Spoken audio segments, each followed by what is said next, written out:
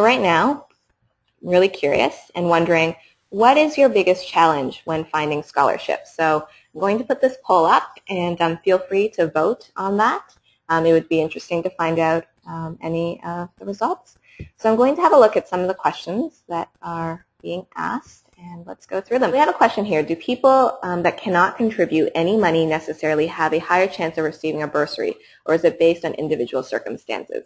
Okay, so that would depend on the scholarship administrator. When you're filling out the supplementary form based on your income, when you're writing the essay portion, which usually explains your particular financial situation, it would be dealt with on a case-by-case basis. So I definitely applied for scholarships or bursaries in the past, which were based on financial need.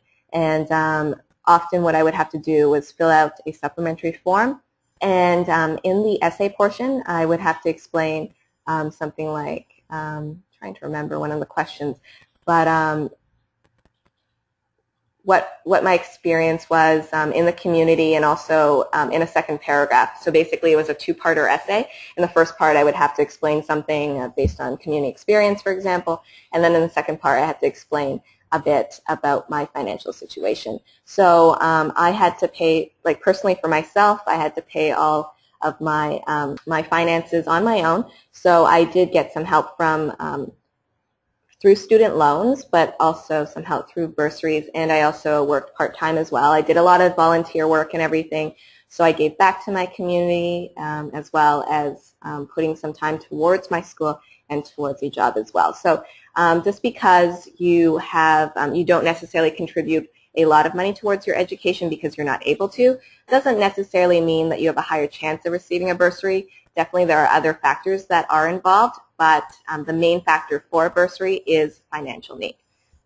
Okay, I hope that answers your question. If you do have any questions, any of you at any time, feel free to type it into the question box. What average do you need to have to get a scholarship? Okay, so as I mentioned earlier in the presentation, 81% of the scholarships on Scholarships Canada do not require an academic average at all. So those scholarships don't even look at your grades. So if your grades are not as high, that's fine, because you can look for a scholarship and there is something available for you. Definitely there is a range for scholarships. I have seen some scholarships that have eligibility requirements as low as 60% even. So there's definitely a variation.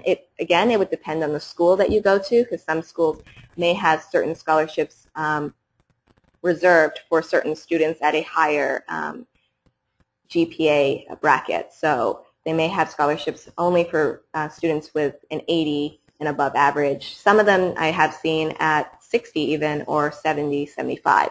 So definitely there is a variation of averages out there for particular scholarships, but you do not need a high academic average necessarily to be eligible for a scholarship. Okay, so are there any scholarships for art students? Of course there are scholarships for art students. What I recommend, if you are interested in a particular field of study, you can actually do a search on the Scholarships Canada website. I'll be going through that a bit later, so I will get back to that particular question. What if you do not have a significant amount of community services done? Okay, well that's perfectly fine. If you don't have a lot of community service done, that doesn't necessarily mean that you're not eligible for a scholarship. There are definitely scholarships out there based on certain interests, if you are taking a certain program, or even if you're part of a certain group, or you've joined a certain club. So you do not necessarily need community service in order to be eligible. And in terms of having a significant amount, that obviously varies from person to person. So a significant amount of community service, that significant amount would vary from person to person.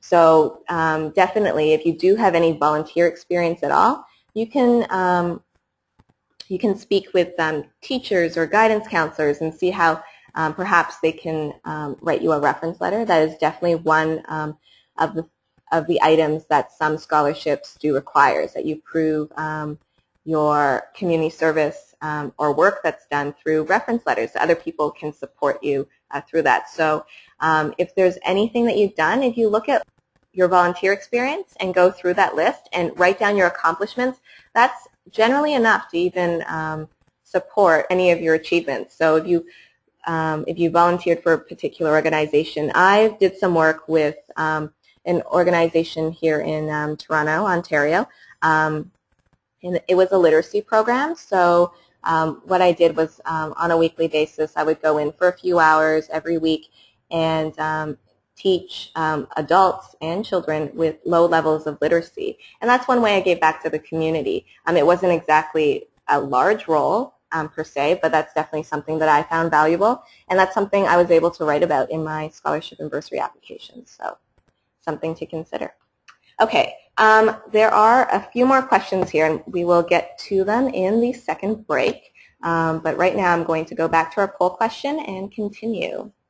Okay, so I'm going to close off the poll, and it looks like that 61% of you are finding that there's not enough information available on scholarships.